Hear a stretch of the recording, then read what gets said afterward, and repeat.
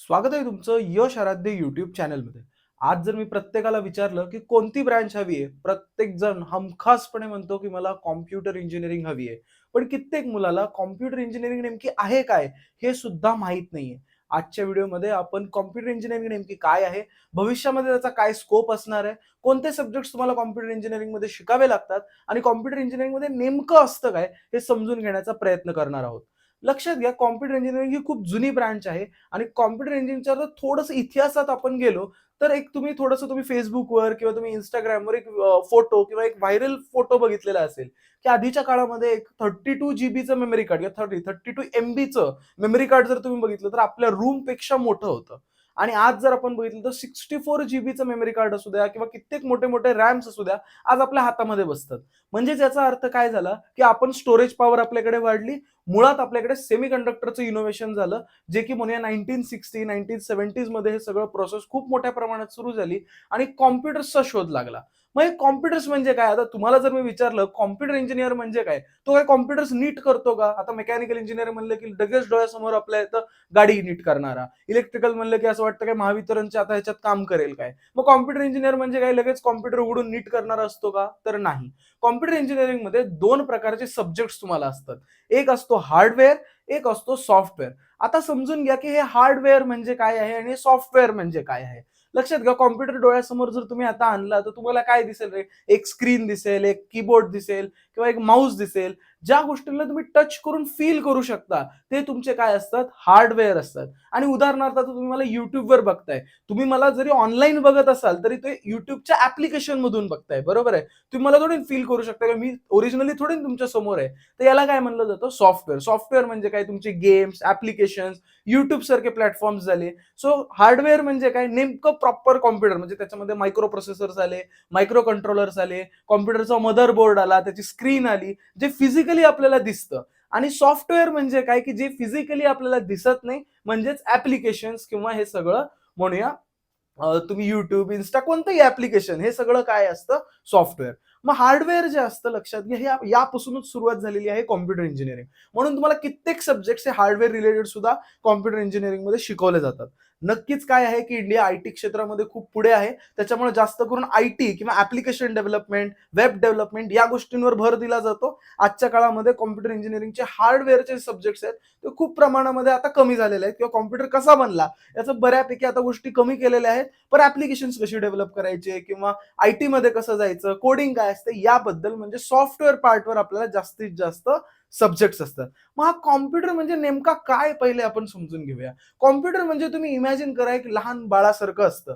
त्याला काहीही स्वतःला येत नाही. तुम्हाला दिसत असेल की कॅल्क्युलेटरमध्ये कॉम्प्युटरला आपण टाकलं की लगेच कॅल्क्युलेट करतो किंवा कॉम्प्युटर जगातल्या सगळ्या गोष्टी करू शकतो. पण त्याला लक्षात घ्या या शिकवल्या गेलेल्या आहेत. त्याला स्वतःहून कॉम्प्युटर काहीही करू शकत नाही. अंटिल अँड अनलेस त्याच्यात आर्टिफिशियल इंटेलिजन्स इन्व्हॉल्व होत नाही. पण तरी पण आर्टिफिशियल इंटेलिजन्स जरी असेल, तरी त्याला सुद्धा शिकवलं गेलेलं आहे. सो कॉम्प्युटर हे काही नॅचरली इंटेलिजंट गोष्ट नाहीये. लक्षात घ्या जसं एक लहान बाळ असतं, तुम्ही जर एखादं लहान बाळ पहिली, दुसरी किंवा एकदम खूप लहान बाळ असतं, त्याला आपण त्याच्या भाषेमध्ये बोलण्याचा प्रयत्न करतो. त्याला आपण मराठी शिकवण्याचा प्रयत्न करतो. तसंच कॉम्प्युटरला आपल्याला प्रत्येक गोष्ट शिकवावी लागते, बेसिकपासून शिकवावी लागते. आणि जर तुम्हाला कॉम्प्युटरशी कम्युनिकेट करायचंय, आज मी तुमच्यासोबत कम्युनिकेट करतोय मराठी भाषेमध्ये आणि तुम्हाला समजतंय.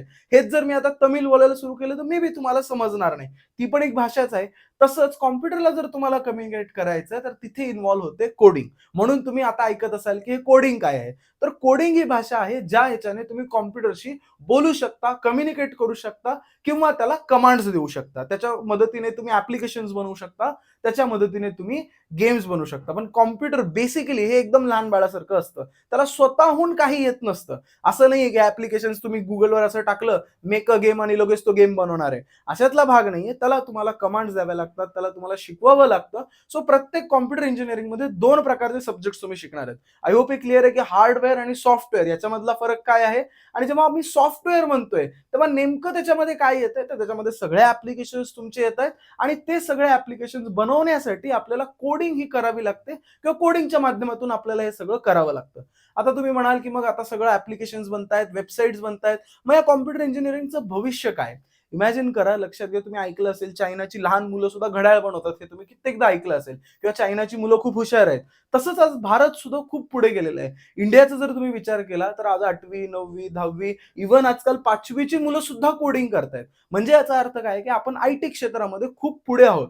याचं सोपं उदाहरण जर तुम्हाला सांगायचं झालं तर यूपीआय पेमेंट्स, म्हणजे जे आजकाल आपण ऑनलाईन पेमेंट्स करतोय. लक्षात घ्या, तुम्ही 5 ते 8 वर्ष थोडंसं फ्लॅशबॅकमध्ये गेलात, तर आपण प्रत्येकजण कॅश वापरत होतो. आज मला आठवत नाही की मी लास्ट कधी एटीएम मध्ये गेलो होतो किंवा मी कधी हे सगळं केलंय. विचार करा, दिवसातून माझे 10 ते 15 ट्रान्झॅक्शन डेलीच्या होत असतील. एवढ्या 15 ट्रान्झॅक्शन्स असे आपल्याकडे 140 कोटी लोक आहेत. त्यातले 100 कोटी जरी करत असतील तर किती नंबर ऑफ ट्रान्झॅक्शन दिवसाला होत असतील. आणि हे सगळं सिमलेसली आपल्या भारतामध्ये होतंय. असं असे काही सगळे देश नाही आहेत की असं सगळीकडे होतं. मग आपण काय झालं, आज तुम्ही बघा, आधार कार्ड आपले अपडेट झालेले आहेत. एका आधार कार्डवरून सगळं ऑथेंटिकेशन होतंय. आज आपण तिकीट्स ऑनलाईन बुक करतोय. इव्हन झोमॅटो सारखे ऍप्लिकेशन्स आपल्याकडे आलेले आहेत. आणि आयटी इंडस्ट्रीमध्ये भारत हा खूप मोठ्या प्रमाणात पुढे गेलेला आहे. याचं कारण काय आहे? कारण आपल्याकडे स्किल तेवढा आता डेव्हलप झालेला आहे. आजकाल आपल्याकडे लहान लहान मुलांना सुद्धा आयटी मध्ये इंटरेस्ट आहे आणि आपण कोडिंग करतोय. याच स्किलच्या बेसिसवर आपल्याला दुसऱ्या देशामध्ये सुद्धा आजकाल ऑफर्स मिळत आहेत. तुम्ही बघताय कित्येक लोक युएस, युके, जर्मनी अशा चांगल्या चांगल्या कंट्रीजमध्ये जात आहेत. मग तुम्ही म्हणाल एआय येतंय, हे येतंय किंवा कॉम्प्युटर हे चालूच राहणारी गोष्ट आहे का? एक गोष्ट लक्षात घ्या, आता यूपीआय पेमेंट्स काय बंद होणार आहेत का? आता आपण वापस कॅश मोडवर जाणार आहेत का? नाही जाणार आहेत. पुन्हा नीट विचार करा, आता जर तुम्ही रेस्टॉरंट्समध्ये जरी गेलात ना, आधी ते आपल्याला मेनू कार्ड द्यायचे. आजकाल ते क्यूआर कोड देतात, स्कॅन करायचं, त्यांच्या वेबसाईटवरूनच ऑर्डर पोस्ट करायची. इव्हन माझ्याकडे जे सध्या दूध टाकायला येतात, त्यांचं स्वतःचं ऍप्लिकेशन आहे. सो सध्या काय होतंय, प्रत्येक जण आपापला आयटी मध्ये पुढे जाण्याचा प्रयत्न करतोय. इव्हन आजकाल तुम्ही नवीन बघितलं असेल, पेपरवाल्यांची सुद्धा ऍप्लिकेशन आहे, जे आपल्याकडे पेपर टाकतात. त्यांचं ऍप्लिकेशन आहे, किती वाजता येणार आहे, काय येणार आहे, बसेसमध्ये लाईव्ह लोकेशन आहे. सो आता हे आयटी काही बंद पडणार आहे ही गोष्ट नाहीये. ही हळूहळू मात्र पुढेच जात जाणार आहे. पण एक गोष्ट लक्षात घ्या, मे बी याच्यामध्ये काही चेंजेस भविष्यात येऊ शकतात. याच्यामध्ये जसं आज आपण एआय येतंय, एआय नक्कीच नवीन नवीन गोष्टी आणणार आहे, पण नक्कीच जॉब सुद्धा याच्यामध्ये इन्क्रीज होत जाणार आहेत. सो नक्कीच भारत या सगळ्या गोष्टींमध्ये खूप प्रमाणात आपण पुढे आहोत. दुसऱ्या देशाच्या कंपॅरिझन मध्ये आपण आयटी क्षेत्रामध्ये खूप हुशार आहोत. त्याच्यामुळेच आपल्याकडे मोठे मोठे पुण्यामध्ये, हैदराबादमध्ये, बँगलोरमध्ये आयटी हब्स उभे राहिलेले आहेत. आणि आयटी हब्समुळेच भरपूर प्रमाणामध्ये जॉब्स आपल्याकडे निर्माण होत आहेत. त्यामुळे प्रत्येकाला कॉम्प्युटर सायन्स किंवा आयटी किंवा एआय या ब्रांचेसमध्ये थोडासा इंटरेस्ट वाटतोय. सो आय होप तुम्हाला कॉम्प्युटर इंजिनिअरिंग म्हणजे नेमकं काय आहे ते समजलं असेल. कॉम्प्युटर इंजिनिअरिंग मध्ये आपण हार्डवेअर, सॉफ्टवेअर असे 2 पार्ट शिकत असतो. ज्यामध्ये हार्डवेअर जेव्हा तुम्ही म्हणता तेव्हा फिजिकल पार्ट्स येतात. इमॅजिन करा, तुम्हाला YouTube सारखं एखादं ऍप्लिकेशन बनवायचंय किंवा एखादा गेम बनवायचा आहे. तुम्हाला काही त्याच्यासाठी ठोकळे आणावे लागतात किंवा चिप्स आणावे लागतात, काही तुम्हाला फॅन बसवावा लागतो, अशातला काहीच भाग नाहीये. लक्षात घ्या. तुम्हाला फक्त कोडिंग करावी लागते. सो मग ही कोडिंग जशी आता आपल्याकडे वेगवेगळ्या भाषा आहेत, तसंच कोडिंगच्या वेगवेगळ्या भाषा आहेत. उदाहरणार्थ जसं मराठी आहे, तमिळ आहे किंवा कन्नडी असेल, वेगवेगळ्या भाषा आहेत. तसं कॉम्प्युटरला कम्युनिकेट करण्याच्या वेगवेगळ्या आपल्याकडे भाषा आहेत. जसं जावा असू शकते, पायथन असू शकते, सी शार्प असू शकते किंवा सी लँग्वेज असू शकते. या माध्यमातून तुम्ही कॉम्प्युटरशी काय करू शकता, कम्युनिकेट करू शकता. सो अशी जी ही प्रोग्रामिंग आहे किंवा याला प्रोग्रामिंग लँग्वेजेस म्हणतात, हे आपल्याला आपल्या पूर्ण सिलेबसमध्ये शिकवली जाणार आहे. तुम्हाला वेगवेगळे लँग्वेजेस, वेगवेगळे कसे, पहिले तर कॉम्प्युटर कसा बनला, कॉम्प्युटरचे काय फंक्शन्स आहेत, हे तुम्हाला शिकवलं जाणार आहे. त्याच्यानंतर ऍज अ कॉम्प्युटर तुम्ही त्याच्याशी कसं कम्युनिकेट करू शकता, म्हणजे वेगवेगळे लँग्वेजेस तुम्हाला शिकवले जाणार आहेत. आणि नक्कीच जेव्हा तुम्ही इंजिनिअरिंग तुमची कंप्लीट झालेली असेल, तेव्हा तुम्ही 2 ते 3 लँग्वेजेस, पुन्हा डेटाबेस मॅनेजमेंट, डीएसए असे सगळे सब्जेक्ट्स तुमच्या कॉम्प्युटर इंजिनिअरिंग मध्ये तुम्हाला शिकायला मिळणार आहेत. सो कॉम्प्युटर इंजिनिअरिंग जेव्हा मनात येते तेव्हा हे लक्षात घेतलं पाहिजे की 2 पार्ट्स आहेत, हार्डवेअर आणि सॉफ्टवेअर. पण आजचा जो पॅटर्न आहे, आजचा जर आपण सिलेबस बघितला नवीन नवीन युनिव्हर्सिटीजचा किंवा बऱ्यापैकी सगळीकडचा, तर हार्डवेअर पार्ट हा बऱ्यापैकी आता कमी करून जास्तीत जास्त फोकस हा आयटी वर केलेला आहे. आता जर अजून एक थोडंसं तुम्ही उदाहरण बघितलं तर एक गोष्ट लक्षात घ्या. रेडमी कंपनी तुम्हाला माहित असेल, जी मोबाईल्स बनवते, बरोबर आहे.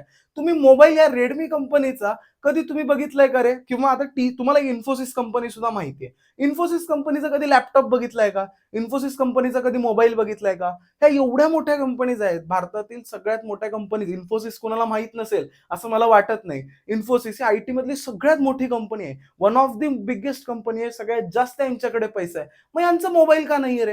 हे तर कॉम्प्युटरच बनवतात ना, कॉम्प्युटर क्षेत्रातच काम करतात. यांचा मोबाईल का नाहीये? यांचा लॅपटॉप का नाहीये? कारण लक्षात घ्या, हे काय करतात, हे त्याच्यामधले ऍप्लिकेशन्स बनवतात. हे कॉम्प्युटर्स किंवा लॅपटॉप्स बनवत नाहीत. सो जेव्हा तुम्ही आयटी क्षेत्रात करिअर करायचंय म्हणताय, तेव्हा तुम्ही काय बनवणार आहेत? तुम्ही ऍप्लिकेशन्स बनवणार आहे, तुम्ही गेम्स बनवणार आहेत, तुम्ही ऍप्स बनवणार आहेत, तुम्ही वेबसाईट बनवणार आहेत.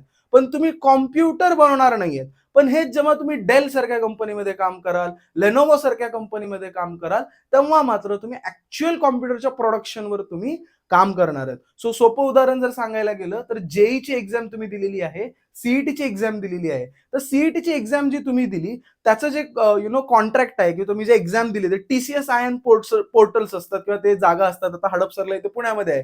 टीसीएसची मोठी जागा आहे. ठीक आहे. त्याच्यामध्ये कॉम्प्युटर्स टीसीएसने बनवलेले आहेत का? नाही. कॉम्प्युटर्स हे एचपीचे असतील, डेलचे असतील, लेनोव्होचे असतील. हे काय झालं? Hardware part of computer engineering. आणि सॉफ्टवेअर म्हणजे काय? त्याच्यामध्ये जी वेबसाईट होती, ज्याच्यात तुम्ही परीक्षा दिली, त्याच्यामध्ये जे काही त्यांनी टूल वापरलेला होता, ज्याच्यामध्ये तुम्ही एक्झाम दिला, ते कोण डेव्हलप केलेलं आहे?